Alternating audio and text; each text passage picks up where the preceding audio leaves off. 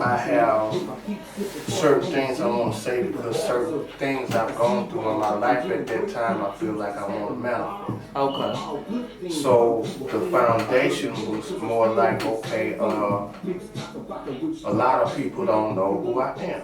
Okay, we gonna go into that, man. We live on the back streets with your girl Cole, man. We got the, I can't say homie, man. I gotta say legend, man. This is a first for me, man, and I thank you for coming way from the great state of Texas, man, but by the way of PA, man, coming through, rock with me on this great Sunday evening, man. The legend up in here, man.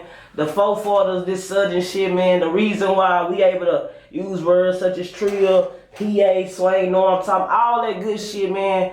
The legend itself, man, OG, man, let the streets know who he is, where you from, and what you got coming, if you don't mind. This is the Foundation, Big Smoking Mitch, the founder of the legendary UGK, Underground Kings from Port Arthur, Texas. PAT. Yeah, right now, got first album out. It's called Still Smoking. Big Mitch is Still Smoking. That was dropped May 5th of 2013. Okay. And the new album is Big Mitch's Foundation, which I dropped October 30th, 2018. Okay. Single is called Gotta Have the Love. Video coming soon. What made you get back into it? I never stopped. Okay. You know, I've been compiling a lot of material over the years. I've been harboring a lot of music, of course. That's what I do. I'm the archives also. That's another one of my aliases. Okay. Just recording, you know, trying to learn the business because the business is always ever changing. Okay. The business, man. Talk about the music business a lot, man, being that you got over, I'm going to say 30 years, man, give or take, up in the business, man, dealing with the ups and the downs. Like I say, we speak today, man, the forefather of the Underground Kings, the legendary Underground Kings. I'm sorry about that, man. Talk about what it was like when y'all first decided, damn, this is what I'm going to do. Well, influences. Listening to hip hop. Okay. You know, back in the day, was not a lot of MCs in Port Arthur, Texas. Very few. My brother Ricky Diamonds, he was one Okay. of the youngsters that was out there, you know, doing his thing at the time. But you know, it took him even a while, you know, to become what he became. Okay. But as far as Ricky Diamonds was from Port Arthur too? Okay. Yeah, that's Port Arthur, Texas. Okay. Yes, indeed. But a lot of influences. LL Cool J is my actual. That's who I patterned myself after. Okay. LL. You know, when I first started rapping, Pimp was always Run DMC. Okay. You know, he always loved Run. That was his man. You Okay. know? Okay. So we listened to a lot of East Coast stuff because that was all that was coming out at the time. Okay, and how did y'all get access to that being from such a small town? We had outlets such as Ted's Record Shop. Okay.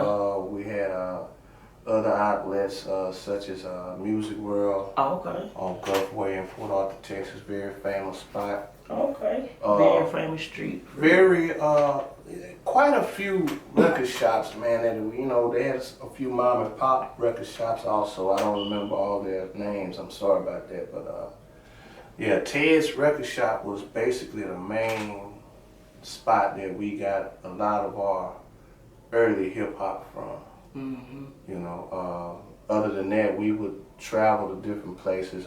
Me and Chad and I, we were in choir at Lincoln High School. Right.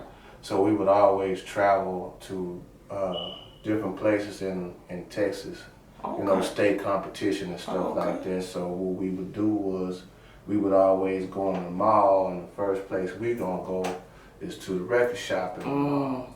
And we did things also, like, because if they had local people that had music out, we would look for their music. Okay. You know what I'm saying? Gotcha. Like people that we actually didn't hear about. You Right. know, it might be somebody from the South that we don't know nothing about. Right. So we would buy their records too. You know, and then when the West Coast started creeping in, we started buying their records also. We Right. bought everything. You know what I'm saying? Okay. Yeah, Okay. we were influenced by just about everybody that was good in hip hop. But it was more towards the Eastern sound though, right? Absolutely. Okay. Because that's where hip hop derived from. Okay. So you can't help but, try to pattern yourself after, what they were doing. So it's safe to say that the South did somehow get their style from the East Coast then. Oh yeah, we were. Because a lot of times we like to not shit on the East Coast, but not like to give them credit because now we kind of running things as far as a region. Definitely. But at the same time, like I say, our forefathers listened to LL and Ron and Big Daddy Kane, people like that. They ain't from the South.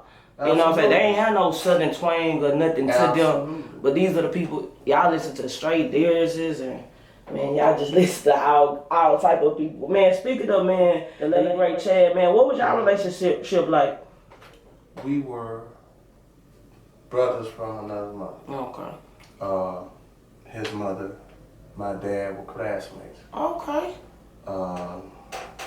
She's from Crowley, Louisiana. Which is where his grandmother was from. We knew each other when we were, real young, but we didn't really meet each other until we were in junior high school. Okay. Yeah. We were, like I said, just brothers. We did everything together. If you saw him, you saw me. Especially in high school. Okay. And we always was into music.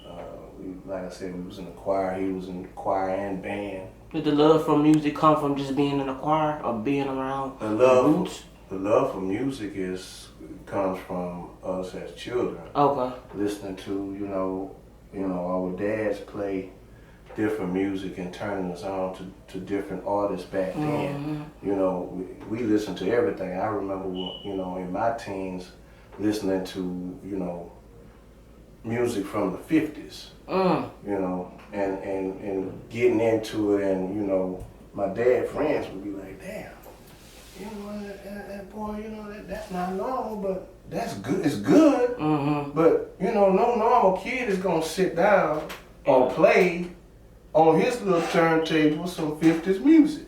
But he turned me on my dad. I really, Coach Queen, Mitch Sr., may he rest in peace. I attribute, all my love of music to him. Okay. Because he turned me on to some of the greatest artists to have ever done it. Who did he play? Like who in the household? Who would y'all listen to just on the regular? Man, his favorite group is the Whispers. Okay. Marvin Gaye is my favorite artist. You got a favorite Marvin Gaye song? Oh, sure.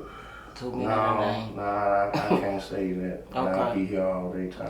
Okay. But yeah, that's my favorite artist, Marvin Gaye. My old man loved the Whispers, but we listened to everything from John Coltrane to the Gap Band, Maze. He loved Maze, Stevie Wonder, the Marvelettes. The Impressions. Shit, classics. Yeah, just about everybody, man. Isaac Hayes, Aretha. Just about everybody, man, in the household. Being that, like, Port Arthur and, like, Orange, Beaumont, and all those other cities, surrounding cities, why they wasn't as popular as Port Arthur was as far as rappers? Well, I really can't call that. Okay. I've always, as the local scene, I can remember going to Beaumont. Okay. And being in rap contests with, cats out there. Okay. That was from different parts of the region. You might have some from Orange. You know, I remember being in contests with, cats from Silsbee and Jasper. Okay. So, there was places where they had, little competitions, local competitions, and the best place for everybody to meet in one place was Beaumont. But even, it was Beaumont, it was their home territory. So it was hard to beat the cats in Beaumont because it was their territory. Okay. But at the same time, we met a lot of people, and those were local artists. I can't say that I can remember a lot of them because my memory leaves me, but at the same time, there was a local scene. Oh, okay. We just wasn't being heard and wasn't being seen. When did y'all get heard? When did you realize, okay, motherfuckers paying attention to what's going on in Port Arthur? Chad and I would go to his grandmother's hometown, Crowley, sometimes during the summer, sometimes on the weekends during school, and we'd go out there and party, on Saturdays and Sundays, they would be in the park, and we would hear all the demo tapes, cats playing all the demo tapes in the park. And different places in Port Arthur because we sold all the demo tapes out of our lockers. So we knew the people in Port Arthur was gonna have them. We knew that a few people in Beaumont was because we knew some people in Beaumont. Okay. We knew a few people in Orange. We knew some people. We would go to all these parks in these places where it would be crunk and we would hear all the demo tapes playing out of Cat's system. That's where I got the idea of Underground Kings from. Because we would go to different places and we would hear all the stuff. And you didn't hear a lot of local artists then. But for me and him to come from Port Arthur and go to these different places and hear our shit, it baffled us. Yeah. It really tripped us out. And then from then on, it was skyrocket from now? Well, I wouldn't say skyrocket, you know what I mean? I knew that we would make it. Okay. I never doubted that.